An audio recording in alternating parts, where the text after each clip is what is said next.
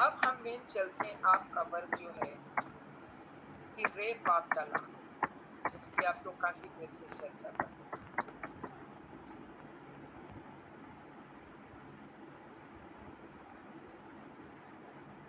The rape of the law. अब हम बात करते हैं रेप ऑफ द लॉ के बारे में। ये इनका बेस्ट वर्क कहा जाता है, ये ध्यान रखिएगा। इसके बारे में अभी कुछ पॉइंट्स आप लोगों को हम लिखवाएंगे, ठीक है? तो वो पॉइंट आप नोट करना बहुत इंपॉर्टेंट पॉइंट। पहली बात तो ये है कि ये वर्क इनका बेस्ट वर्क कहलाता है। कैसा कहलाता है? Best work. और ये मान के चलिएगा कि इन्हें जितना भी मेन फेम मिला वो केवल केवल इसी वर्क की वजह से मेनली मिला, ठीक है? तो पहला आप देखेंगे कि it is the best work of pope. पहला पॉइंट हमारा ये कि it is the best work of pope. ये जो है ये पोप का सबसे बढ़िया वर्क माना, बेस्ट वर्क। इसकी जो कहानी है वो दो रोमन कैथोलिक फैमिली, उनसे ओरिजिन हुई। इसकी उत्पत्ति कहाँ से हुई और ये कैसे हुई है ये हम आपको डिटेल में बताएं। इट गॉट्स इट्स ओरिजिन, ठीक है? इसकी उत्पत्ति यानी इसकी प्रेरणा कहाँ से मिली, इसकी इंस्पिरेशन इन्हें कहाँ से मिली, ध्यान रखिए। ये मिली है तो रोमन कैथोलिक फैमिली है लंदन में।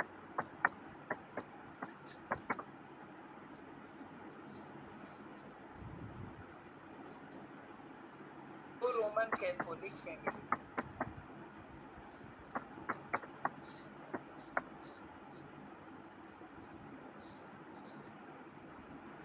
ठीक है? तो रोमन कैथोलिक, ये कैथोलिक है, इसको ए छूट गया यहाँ पे। ये दो रोमन कैथोलिक फैमिली है लंदन में, वहां से इन्हें प्रेरणा मिली, ठीक है? ये अरिस्टोक्रेटिक परिवार था, बहुत ही शाही लोग थे, ध्यान रखिए। अब हम इसकी डेट की बात करें कि एपियर कब हुई, ठीक है?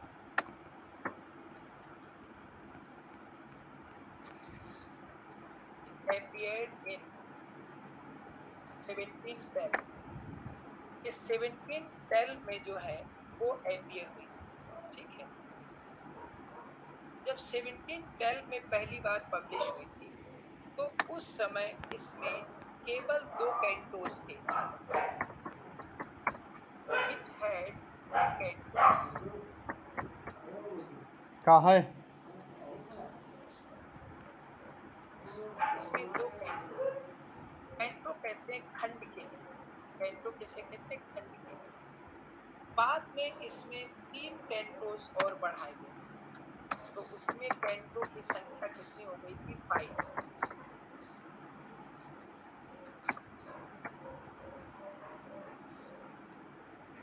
इस वर्क में 5 कैंटोस टोटल हमारे हो गए।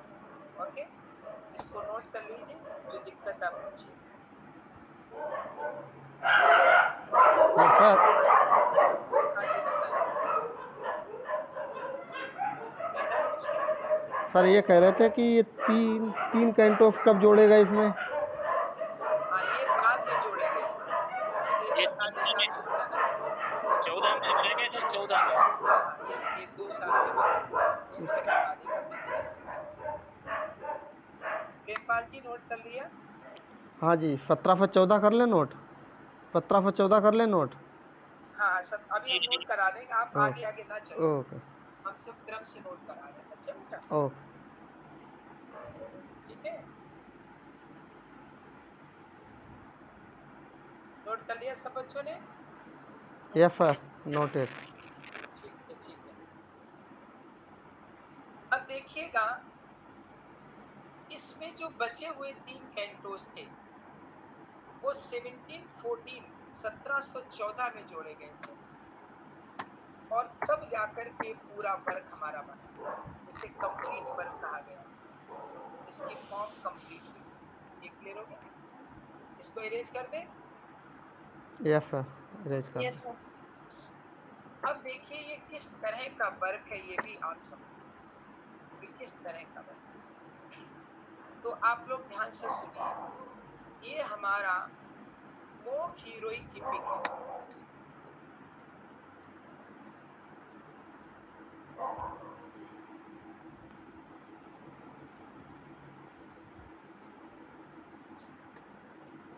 ये हमारा क्या है, मोक हीरोइक की पिक। और ध्यान से एक बात और सुनिए। हेलो सर, हाँ जी, थोड़ा मार्क हीरो की पिक के बारे में बता दीजिए। आप हमने बताया, आप बिल्कुल बेफिक्र रहें, एक एक चीज बताएंगे। अभी हम चल रहे हैं, क्रमवार चल रहे हैं। अच्छा बेटा, अभी हम बताएंगे ओके। इसको, आप बिल्कुल चिंता ना करिए। ये मॉक हीरोइक की पिक किसको बोलते हैं? मॉक हीरोइक के साथ साथ ध्यान से सुनिएगा, इसे पैरोडी ऑफ द हीरोइक की पिक भी बोलते हैं। ध्यान से सुनिए, पैरोडी ऑफ द हीरोइक की pick.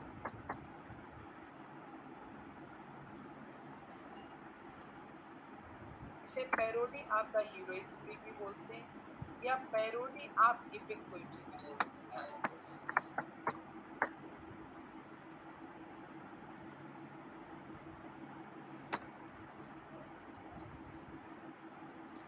Parody of the EPIC poetry,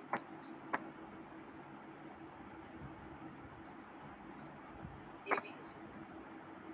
इतना समझ गए सब बच्चे? Yes sir. ठीक है, अब हम यहाँ पे रुक के आप लोगों को ये बताते हैं कि मोक इपिक क्या चीज होती है। ध्यान से सुनो, देखो इपिक आप जानते हैं, इपिक तो सबको मालूम है। इपिक क्या होता है? एक महाकाव्य जिसको कहते हैं, ठीक है। सर, ये और मार्क हाँ जी, इपिक, मार्क इपिक और मार्क हीरोइक इपिक एक ही चीज़ है? हाँ, एक ही चीज है। चाहे मॉक इपिक कह दें, चाहे मोक हीरोइक इपिक कह दें, चाहे okay. Parody of heroic EPIC कह दें, चाहे पैरोडी ऑफ इपिक पोएट्री, एक ही बात है। मॉक का मतलब होता है मजाक, हंसी मजाक, ठीक है। मॉक हीरोइक इपिक में जो इपिक होता है ओरिजिनल, उस इपिक की मजाक उड़ाई जाती है। ऐसे क्लियर हो गया? इस इपिक की मजाक उड़ाई जाती है। आवाज क्लियर हमारी पहुंच रही? Yes sir. Yes sir. ठीक है। अब कैसे इपिक की मजाक उड़ाई जाती है वो आप समझ। देखो, तो इपिक होता है, ठीक है, जो इपिक होता है, इपिक की स्टार्टिंग में इन्वोक किया जाता है। आपको पता है, किसी देवी देवता को इन्वोक करते हैं। जैसे पैराडाइज लास्ट की बात ले लें, तो उसमें मिल्टन किसको इन्वोक करते हैं? हेवनली म्यूज को। ध्यान है बेटा? मोक इपिक में भी, हाँ, जो मोक इपिक होता है उसमें भी किसी देवी देवता को का आवाहन किया जाता है। इपिक एक बाप का लाख है, ठीक है, इसमें भी हेवनली म्यूज या म्यूज को इन्वोक किया जाता है। अब होता क्या है कि जो इपिक होता है, इसकी जो थीम होती है ये डिग्निफाइड होती, बहुत ही श्रेष्ठ होती। इपिक की थीम कैसी होती है? डिग्निफाइड।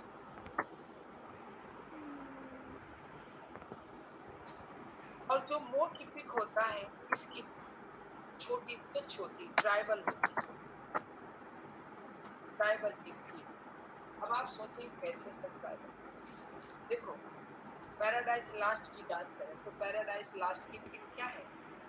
मिल्टन कहते हैं कि वो फॉल ऑफ मैन उसमें दिखाया गया है, और how man can achieve God, भगवान को मैन कैसे प्राप्त कर सकता है, इसी महान थीम है। और जो मोर की पिक है, रेप ऑफ द लॉक, इसमें क्या है? रेप माने होता है काटना या खराब करना। लॉक जूड़े के लिए बोलते हैं और चोटी के लिए बोलते हैं। तो इसमें चोटी का काटा जाना, यानी चोटी को खराब करना। तो एक चोटी को काटना, ये एक ट्राइबल सब्जेक्ट हो गया। भाई बाल है किसी लेडी की, आप चोटी काट दें, हालांकि वैसे तो ये अमानवीय होगा, लेकिन ये बालों का कोई ज्यादा महत्व नहीं होता। लेकिन वो इतना ज्यादा डिग्निफाइड नहीं होगा जितना कि गॉड और भगवान इनसे रिलेटेड कोई चीज है। ओके, जो मोक इपिक होता है इसमें बैटल भी दिखाए जाते हैं, युद्ध भी होते हैं, लेकिन बैटल जो भी होंगे वो हंसी वाले होंगे। यानी युद्ध होगा, जैसे इसमें युद्ध होता है तो जो लेडीज होती हैं वो अपनी चिमटियां, जो बालों में चिमटी लगाते हैं, वो उनसे अटैक करती हैं, पंखों से अटैक करती हैं, तो ये हंसी आती है। तो कहने का मतलब ये है कि जो ओरिजिनल इपिक होता है, ध्यान से सुनिएगा, उस ओरिजिनल इपिक की मॉक इसमें किया जाता है, मॉक इपिक इसमें किया जाता है। पैरोडी से वो इसलिए बोलते हैं क्योंकि जैसे कोई ओरिजिनल गाना होता है, we often listen the original song and after that some parody is made on that serious song. So whenever we listen the parody on that serious song, that parody gives us a lot of pleasure. The same thing happens here. It is a very serious poem. It is very serious form of poetry. Mock इसी epic को पर हंसी करता है, इसी EPIC की मजाक बनाता है, तो ये हमारा मोक इपिक हो जाता है। बात क्लियर होगी सब बच्चों को? हेलो विपिन, क्लियर हुआ यस बेटा? सर। Yes sir. हाँ, अब समझ गए। यानी जो जो इपिक में कहा जाता है इसमें उन सभी की मजाक बनाई जाती है, उनको उनकी हंसी की जाती है, तो वो ये हमारा मोक इपिक कहलाता है। ठीक है, इसी को मोक इपिक बोलते हैं, इसी को मोक पोइट्री बोलते हैं, सब कुछ इसी को कहा जाता है। ओके, अब ये जो इपिक है आपका mock epic paradise, sorry, the rape of the lord, इस मोक इपिक में 5 कैंटोस हैं और इन पांचों कैंटों की समरी, थीम हम फुल डिटेल में बताएंगे। एक एक कैंटो की समरी आपको अलग अलग बताएंगे कि फर्स्ट कैंटो में क्या होता है, सेकेंड कैंटो में क्या, और जितने भी इसके कैरेक्टर्स हैं सारे कैरेक्टर्स के बारे में कल आपको ये हम कंप्लीट बताएंगे। और इनमें हम पोप को हार्डली हम 3 डेज लेंगे, कोशिश करेंगे कि हम सैटरडे तक को खत्म करें। ठीक है, किसी को कुछ कहना, कह रहे हैं कुछ क्या? हाँ सर, मुझे कहना है सर। बताएं। सर इन्होंने अपने किसी फ्रेंड के कहने पर सर ये लिखा था सर। हाँ, वो हम आपको बताएंगे, वो हमने आज बताया नहीं है, लेकिन सर आप पूछ रहे हैं, कोई बात नहीं, हम बता दे रहे हैं, कोई दिक्कत नहीं। देखिए ऐसा था, इसमें थोड़ा सा आप डिटेल में इसको समझें। ये 2 परिवार थे, कैथोलिक परिवार। कितने परिवार थे? 2 परिवार थे कैथोलिक। ठीक है, उन दोनों परिवारों में एक परिवार का लड़का था पीटर और दूसरे परिवार की एक लड़की थी जिसका नाम था अरुबेला। लता समझ रहे बेटा? जी सर। तो वो अरुबेला जो थी, मिस एरुबेला उनको कहा जाता था, उन्हें वो पीटर लव करता, बट एरुबेला she didn't accept the love proposal of Peter.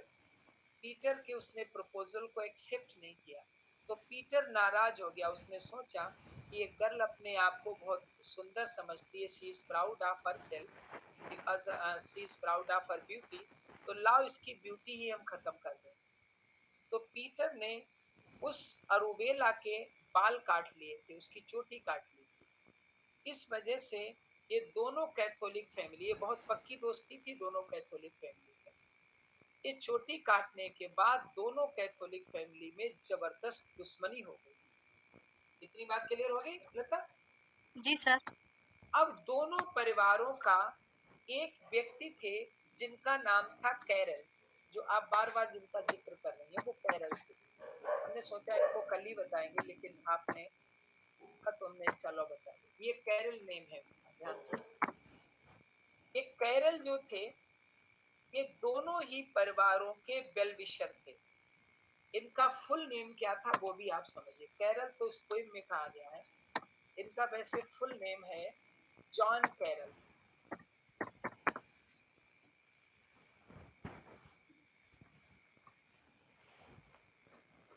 तो कुछ जगह डबल एल भी दिया होगा तो कोई दिक्कत नहीं, हालांकि बुक में सिंगल एल दिया है टेक्स्ट में, लेकिन नेम अगर इनका पढ़ेंगे तो डबल एल।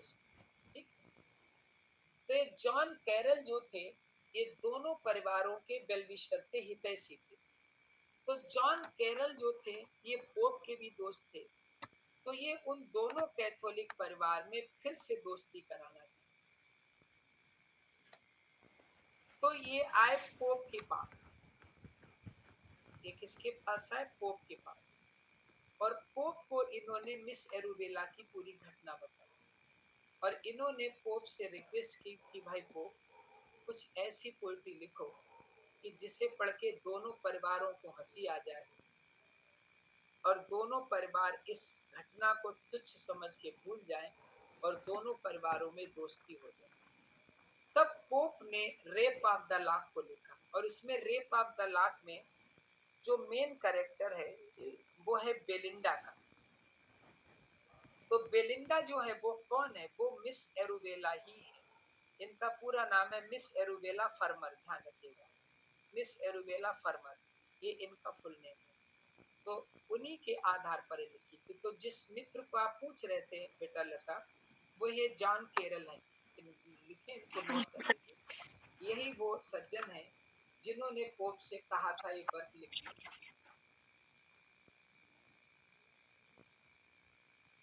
क्लियर हो गया? और ये रेप ऑफ द लॉ इन्हीं को डेडिकेट की गई थी।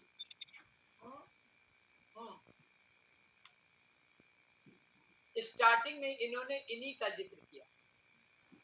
जैसे rape of the law start होगी तो ये कहते भी है वहां पे, एक देखो लाइन इसमें है कि रेप ऑफ द लॉ की थर्ड लाइन है, कहते हैं कि आई सिंग दिस वर्स, मैं ये वर्स को गाता हूँ टू केरल, केरल के लिए या केरल की प्रार्थना पर। सीधे इन्होंने ये लाइन ही लिखी है।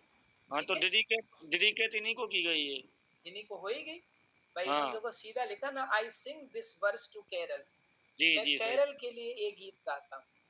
सही है, क्लियर? अब ये बताओ, इतने में किसी को कोई प्रॉब्लम है? नहीं ना? No problem. सर, हाँ जी। सर, क्या इनके साथ भी झगड़ा हुआ था पोप का बाद में? ये ज्यादा प्रमाण नहीं है, लेकिन हाँ, अगर आप पोप की लाइफ हिस्ट्री को बारीकी से पढ़ेंगे तो 95% लोग जिनसे पोप की दोस्ती रही है उनसे पोप का बाद में झगड़ा हुआ है, 95%। इसीलिए पोप को क्वेरलसम कहा जाने लगा, यानी झगड़ालू व्यक्ति कहा जाता। ओके बेटा? Okay sir. चलिए अब हम थोड़ा आगे चलते हैं, थोड़ी देर ग्रामर देख लेते हैं और रेप ऑफ द लॉ की थीम आपको हम कल समझाएंगे, क्योंकि थीम में कम से कम पौन घंटा, आधा घंटा, हो सकता है 1 घंटा भी लग जाए, क्योंकि एक एक पार्ट को अलग अलग समझाना है ना, तो टाइम उसमें लगेगा। अब देखिए, हमने आपको शायद सिंथेसिस पढ़ा दी थी ग्रामर में ना, है बेटा? ट्रांसफॉर्मेशन कराना है आज। ठीक है, अब हम ट्रांसफॉर्मेशन पे बात करते हैं। हालांकि ट्रांसफॉर्मेशन हमने एक बार आपको पूरे करा दिए। अच्छा, ये आप लोग एंटोनिम, सिनोनिम, होमोफोन्स, वोकैब्स इनको याद कर रहे हैं, नहीं कर रहे? ये हम सुने आपसे बताएं, या हम दे दिया करें कि किसी दिन एंटोनिम किसी दिन सिनोनिम ना? यस सर, भेज दिया करिए उसको, सर सुन लिया करिए बीच बीच में। चलो ठीक है, तो ऐसा करते हैं कि आप लोगों के लिए हमने जो भी एंटोनिम सिनोनिम दिए हैं अभी तक जो आपके पास पहुंचे, सब नोट होंगे? नहीं नोट होंगे? नहीं है अच्छा, सर, आपके पास नोट है? नहीं है सर, भेज देना। सर कोई कुछ हाँ, नोट है। कितने नोट होंगे? ऐसे होंगे करीब 50-60 होंगे। इतने नहीं होंगे सर, क्योंकि कुछ तो ऐसी ही पड़ी हुई थी, उसी से तैयार कर लिए थे फोन से ही। अच्छा, तो फिर हम ही भेजेंगे, कोई बात नहीं। अच्छा जी, स्पेलिंग हमने आपको पहले जो भेजी थी, जिस दिन आपका टीजीटी का पेपर था उस दिन हमने कुछ स्पेलिंग भेजी थी आपको। उनमें से आपको एक डायरिया, हाँ, वो उसमें है एक सर। डायरिया की स्पेलिंग आपको मिली भी थी शायद, टीजीटी में हमें ध्यान है। Yes sir. हाँ, तो वो सारी वो स्पेलिंग नोट है इस सर। पेपर के लिए, हाँ, इस पेपर के लिए भी मोस्ट इम्पोर्टेंट है। स्पेलिंग वही आप तैयार कर लेना, अगर कोई हमें और मिलेगी तो हम सर हाँ जी। नहीं है सर कि जो अच्छी बहुत बेस्ट बुक हो सर, एंटोनिम सिनोनियम स्पेलिंग्स के लिए सर, वोकैब के लिए सर। देखिए बेटा, बुक्स तो बहुत हैं, ठीक है। जैसे हमारे पास जो ऑफलाइन में बच्चे पढ़ते थे तो हमने इनको ल्यूसेंट की एक एंटोनिम सिनोनिम दिलाई थी, एक अरिहंत की हमने वन वर्ड सब्स्टिट्यूशन की दिलाई थी, तो ये अलग अलग बुक्स में मिलेंगे। तो आप एक ल्यूसेंट की ले लीजिए, एंटोनिम सिनोनिम की बहुत अच्छी बुक है। अरिहंत की वन वर्ड सब्स्टिट्यूशन की बहुत अच्छी बुक है। जी सर। ठीक है। हाँ। एक सर एफपी बख्शी की हाँ आती है। हाँ, बहुत आती है, एक दो नहीं बेटा, बहुत आती एफपी बख्शी की। है। लेकिन अब हम कल से जो आपके लिए भेजेंगे वर्क, एंटोनिम सिनोनिम जो भी हम भेजेंगे वर्ड्स से रिलेटेड, वो बुक से तो भेजेंगे, बुक के अलावा हम कुछ नोट्स भेजेंगे आपको। हमारे पास बहुत अच्छे अच्छे इंस्टीट्यूट्स के नोट्स भी रखे हैं, तो वो हम आपको थोड़े थोड़े करके भेज देंगे। ओके, ठीक है। अब देखिए ट्रांसफॉर्मेशन की बात करें। एक कहलाता है ट्रांसफॉर्मेशन ऑफ सेंटेंस। इसको खाली ट्रांसफॉर्मेशन नहीं बोलेंगे, क्योंकि ट्रांसफॉर्मेशन माने होता है चेंज करना, और चेंज आप करेंगे किसको भाई? करेंगे तो सेंटेंस को। तो ये कहलाता है ट्रांसफॉर्मेशन ऑफ सेंटेंस। हम जब आपको पढ़ा रहे थे तो हमने बताया था कि ट्रांसफॉर्मेशन हमारा दो वर्ड से मिलके बना, या यूं कहेंगे कि हमने बच्चों को समझाने के लिए इसे दो पार्ट में चेंज कर दिया, मतलब डिवाइड कर दिया। एक तो हमने कर दिया ट्रांसफर, एक तो होता है ट्रांसफर, एक होता है फार्म। ऐसे समझ। हालांकि ये जेन्युइन चीज नहीं है, ये आपको ऐसा बुक में जेन्युइन नहीं मिलेगा। ये हमने केवल बच्चों को समझाने के लिए अपनी तरफ से इसको तोड़ के बनाया, ऐसा प्रमाण कहीं नहीं है कि ऐसे दो शब्दों से मिलके बना। तो ट्रांसफर का मतलब चेंज और फार्म का मतलब फॉर्म। इन ट्रांसफॉर्मेशन में हम लोग क्या करते हैं? We change the form of the sentence. हम जो है वो सेंटेंस की फॉर्म, सेंटेंस का जो रूप होता है उससे चेंज करते हैं। But we have to keep one thing our mind, that the sense should not be change. जो सेंस है वो नहीं चेंज होना चाहिए, ये ध्यान रखिए। एक ट्रांसफॉर्मेशन में क्या करते हैं? फॉर्म चेंज होती है, ध्यान रखिएगा। फॉर्म चेंज होती है लेकिन सेम होता है। और मीनिंग सेम रहता है। कुछ कह रहे हैं सक्सेना जी, कुछ बोल रहे हैं क्या? हाँ सर, सेंस का मीनिंग सेम रहता है। हाँ, वही मतलब सेंस और मीनिंग एक ही बात है, इसमें सेंस मतलब मीनिंग ही सही है। तो ध्यान रखिएगा ट्रांसफॉर्मेशन में जो फॉर्म होती है वो इसकी चेंज होती है, लेकिन सेंस इसका सेम रहता है। इस बात को आप ध्यान रखिए, ठीक है? ये क्लियर हो रहा है सब बच्चों को? ठीक है। Yes sir. अब जैसे इसका हम आपको एग्जाम्पल देते हैं, ठीक है? जैसे हम कहें कि he is not ugly।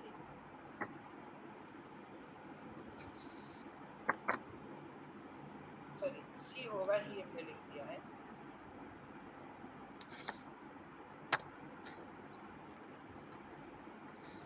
अब देखिए शी इज नॉट अगली।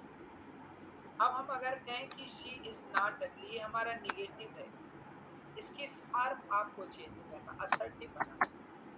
हम इसको कह सकते हैं शी इज ब्यूटीफुल।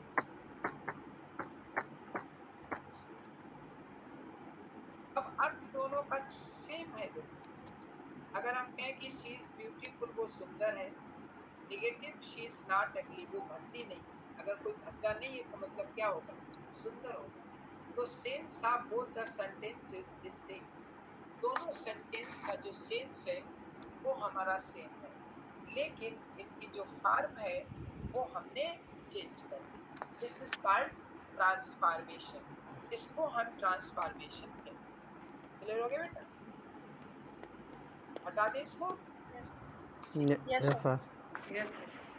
अब कुछ चीजें हम बहुत शॉर्ट में बताएंगे जिन पर हम टाइम वेस्ट नहीं करेंगे, जो आप लोग पहले पढ़ चुके हैं। जैसे इसमें एक सबसे पहले हमने आपको बताया था एक एडवर्ब,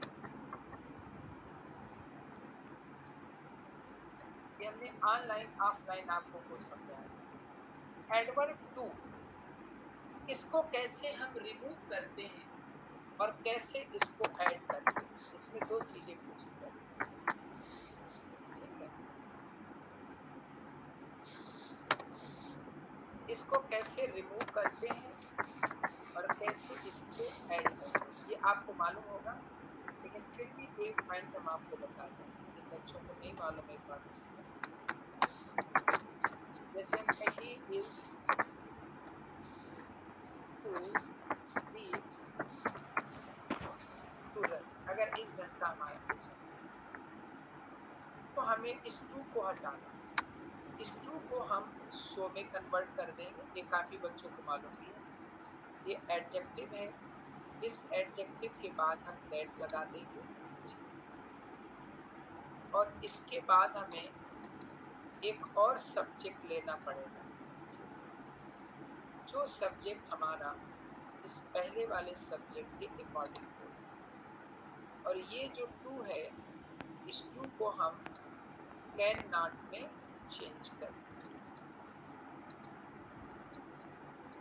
इतना करते ही ये सेंटेंस हमारा चेंज होगा। अब ये तीन तरह से इसमें चेंज होगा, ध्यान रखिएगा, तीन कंडीशंस हैं इसकी चेंज। जैसे he is so weak that he can not run. अब एक बात आप लोग समझिएगा, अगर हमारा ये आ जाए कि आप टू को रिमूव करना है, तभी हमारा यही रूल लगेगा। ये सेंटेंस हमारा सिंपल है, ये ऊपर वाला, ये सिंपल सेंटेंस है, ध्यान।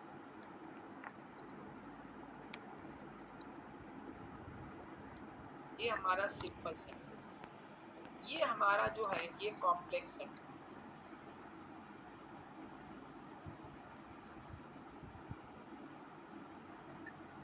ठीक है, ध्यान से सुनो। अब अगर हम कहें ये सेंटेंस दे दें और कहें टू हटाओ, तो हम इस ढंग से बना देंगे। अगर ये सेंटेंस दे दें कि भाई ये सिंपल है, इसका कॉम्प्लेक्स क्या बनेगा, तो ये पूरा कॉम्प्लेक्स सेंटेंस बनेगा। अगर ये सेंटेंस दे दें और इसमें कह दें आपको टू ऐड करना है, इसमें कहा जाए कि आपको ऐड करना है टू, ठीक है, तो हम क्या करेंगे, तो हम इसको ठीक ऐसा बना देंगे। इसमें क्या करेंगे, ये सो जो है इसकी जगह हटाकर हम टू लगा देंगे, इसमें बी एडजेक्टिव ऐसा ही लगा रहेगा, दैट हमारा हट जाएगा, ये जो सब्जेक्ट हमने लगाया है प्रोनाउन, ये भी अलग से हट जाएगा, और कैन नॉट जो है, ये कैन नॉट भी हमारा पूरा हट जाएगा, और कैन नॉट की जगह पे हमारा टू लगेगा। तो पोजीशन हमारी यही वाली आ जाएगी, जो फर्स्ट पार्ट की है। जैसे हमारी ये हो जाएगी he is to be to। Clear हो गया? किसी बच्चे को कोई डाउट है? No sir. हटा दे इसको, ठीक है।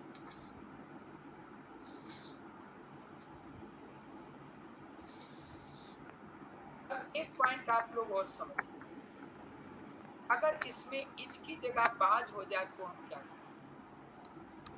जैसे हमारा ऐसा हो जाए कि he was too fat to seat,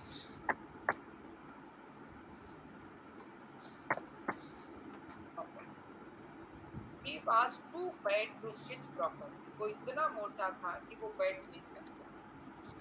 तो देखिए बाकी सब तो हमारा वही रहेगा, ध्यान रखिए, क्योंकि ये बाज है तो यहाँ पर बाकी सब कुछ वैसे ही रहेगा।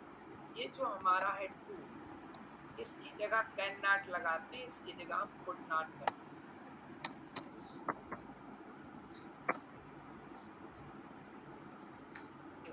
बस बाकी से इसको हम ऐसे बना देंगे अगर फास्ट में, ठीक है। He was so fat that he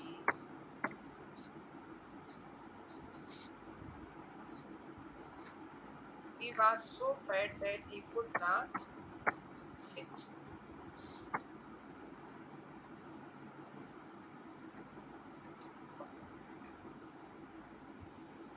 clear हो गया बेटा? बच्चों को जी समझ सर में आ गया? जी सर ठीक है, चलिए अब देखिएगा, इससे रिलेटेड कुछ पॉइंट्स आपके और रह गए हैं।